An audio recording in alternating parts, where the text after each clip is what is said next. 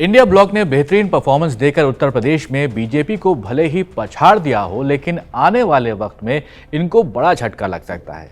उत्तर प्रदेश की 80 लोकसभा सीटों पर एनडीए को 36 सीटें मिली हुई हैं, तो इंडिया ब्लॉक को 43 सीटें मिली हुई हैं और एक सीट आजाद समाज पार्टी ने जीती हुई है। बीजेपी को 33 और समाजवादी पार्टी को अकेले 37 सीटें यूपी में मिली हैं। अब सवाल यही है कि कैसे इंडिया ब्लॉक के आधा दर्जन सांसदों की सांसदी जा सकती है। इसका मतलब यहां यह हुआ कि इंडिया ब्लॉक के 6 सांसदों की छुट्टी अगर हो जाती है तो इनकी संख्या घटकर 37 पर आ जाएगी। इंडिया ब्लॉक के अलावा और भी सांसद ऐसे हैं जिनकी संसद सदस्यता जा सकती है। अब ये सब होगा कैसे, वो आपको इस वीडियो में बताते हैं। इस वीडियो में आगे बढ़े उससे पहले आप चैनल को जरूर हमारे सब्सक्राइब कर लीजिए। फेसबुक या फिर इंस्टाग्राम पर अगर आप हमें देख रहे हैं तो जरूर हमारे पेज को फॉलो कर लीजिए। मेरा नाम है सैयद सोबान, आप देख रहे हैं स्विच।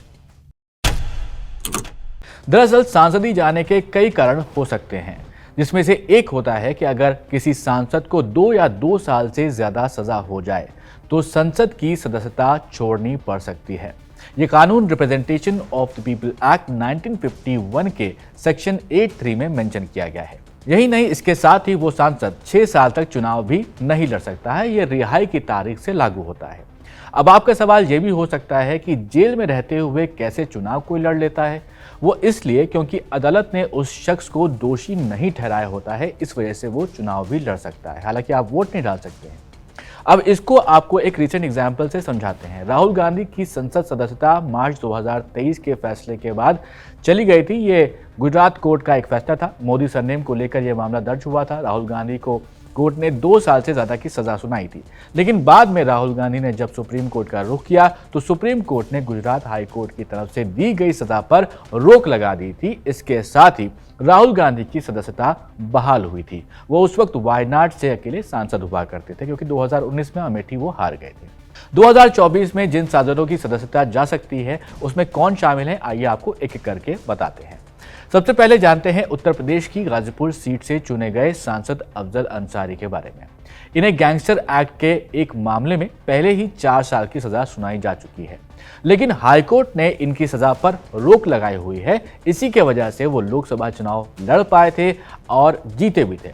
अब सुनवाई इस मामले में जुलाई में होनी है। अगर कोर्ट ने सजा बरकरार रखी तो इनकी सदस्यता जा सकती है, लेकिन इसके बाद भी अफजल अंसारी सुप्रीम कोर्ट का रुख कर सकते हैं और वहां से अपनी सजा पर रोक भी लगवा सकते हैं।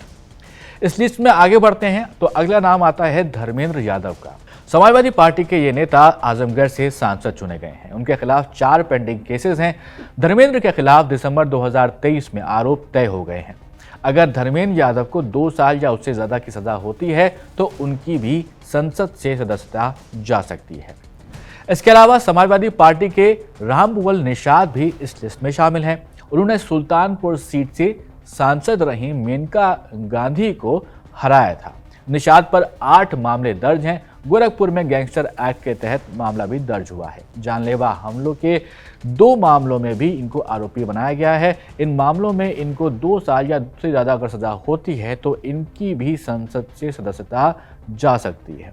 लिस्ट में आगे बढ़ते हैं तो यहाँ पर आपको बता दें कि जौनपुर से सपा के सांसद बाबू सिंह कुशवाहा हैं, जिन पर NRHM में स्कैम का आरोप लगा हुआ है। आय से अधिक संपत्ति के मामले भी दर्ज हैं। कुशवाहा के खिलाफ 25 केस दर्ज हैं। इनमें से 8 मामलों में आरोप तय हो चुके हैं।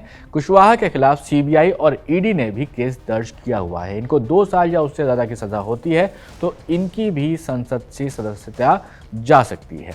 चंदौली से समाजवादी पार्टी के सांसद वीरेंद्र सिंह हैं। इनके खिलाफ 3 गंभीर मामलों में केस दर्ज किए जा चुके हैं। 19 जुलाई 2023 को उन पर भी आरोप तय हो चुका है। अगर इनको भी यहाँ पर सजा मिलती है 2 या 2 साल से ज़्यादा तो इनकी भी जो सांसदी है उस पर खतरा आ सकता है।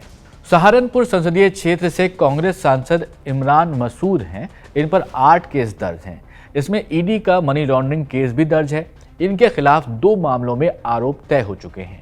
ED की जांच भी तेज है, आगे बढ़ रही है। इनकी भी संसद सदस्यता जा सकती है अगर इनके ऊपर भी यहाँ पर कोर्ट कह देता है कि 2 या 2 साल से ज़्यादा की सज़ा होगी। यही नहीं, इनके अलावा बीजेपी और एनडीए गठबंधन के भी कई नेता ऐसे हैं जिनकी संसद सदस्यता जा सकती है। इस लिस्ट की बात कर लेते हैं। यहाँ पर हाथरस से बीजेपी की जीत हुई है। सांसद अनूप प्रधान पर गंभीर मामले दर्ज हैं और आरोप तय हैं। फैसले आते ही सज़ा का पता भी लग जाएगा। इनको भी यहाँ पर संसद से अपनी सदस्यता खोनी पड़ सकती है। 2024 लोकसभा चुनाव में आरएलडी बीजेपी के साथ ही चुनाव लड़ी थी। बिजनौर से सांसद चंदन चौहान पर भी 3 आपराधिक मामले दर्ज हैं। बागपत से आरएलडी सांसद राजकुमार सांगवान के खिलाफ भी 3 आपराधिक केस दर्ज हैं। आरोप तय होना अभी यहाँ पर बाकी है। इस बार जहां मायावती की पार्टी को एक भी सीट यहाँ पर यूपी में नहीं मिली है, ऐसे में दलित समाज के उभरते हुए नेता चंद्रशेखर आज़ाद ने नगीना सीट से जीत दर्ज की है। आज़ाद के खिलाफ 36 मामले दर्ज हैं। 4 अलग अलग मामलों में आरोप भी तय हो चुके हैं।